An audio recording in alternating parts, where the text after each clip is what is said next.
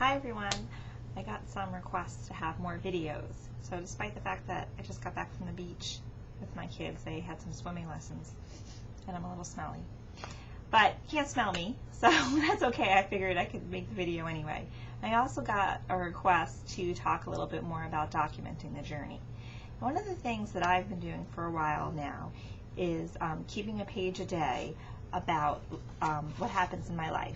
And so what I do is I bought a little book. I call this my Creative Life Keeper. And I bought this little book at Staples. It's just a little white binder. See it? And I take it to cardstock. Oops, 8 by 10. I have a lot of cardstock. I don't know, whenever I see it on sale at the craft store near me, I just buy some. And I fold it in half. Not 8 by 10. Did I say 8 by 10? It's like, you know, whatever paper size is. 8 by, I think 11 and 8 by 11.5. And then I rip it in half. And then I bought a 3-hole punch. Where did I put somewhere? And I punched 3 holes in it. Kind of line it up for the page before, and so that it matches. It matches the holes in the book already. And so I do this every day.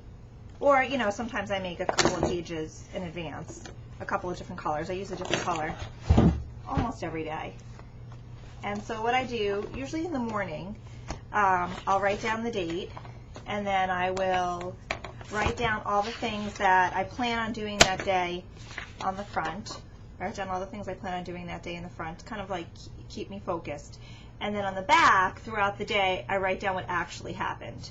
And then it's also a place I can doodle. Now, sometimes I skip days and I just write on the bottom what happened. Like if I'm going away for the weekend, I don't take this with me. I could, but it's not, I usually don't have things to plan then.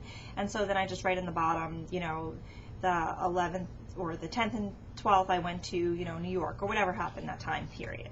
And then I keep it all in this binder. And in the very front of this little binder, I made a calendar. I just drew it for the, you know, June and July and August.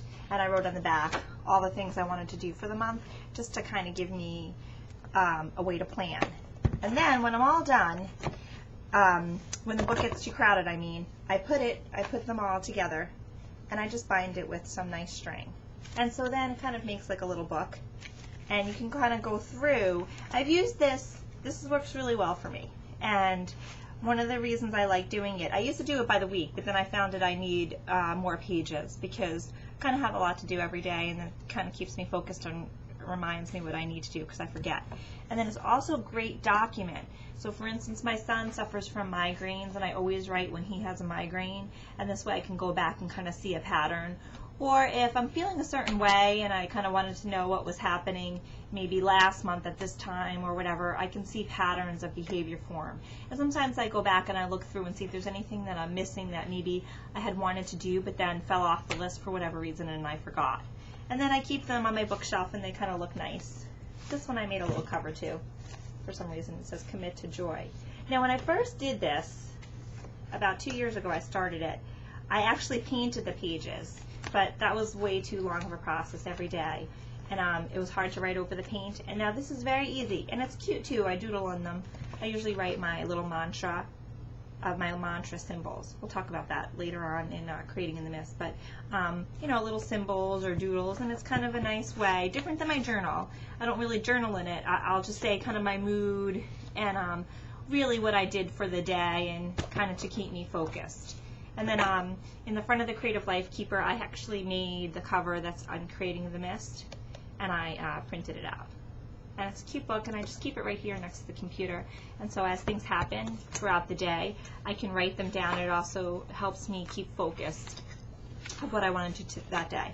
I also added 2 envelopes in case I wanted to make collages, like anything, like scraps of stuff from my life, bubblegum wrapper or a piece of mail that I thought was cool or a quote, and then I put all that stuff in the envelopes and can kind of add it on to these pages at a later time. I haven't done that much lately, but I used to do that a lot in the wintertime. I had a little bit more time, I think, to create.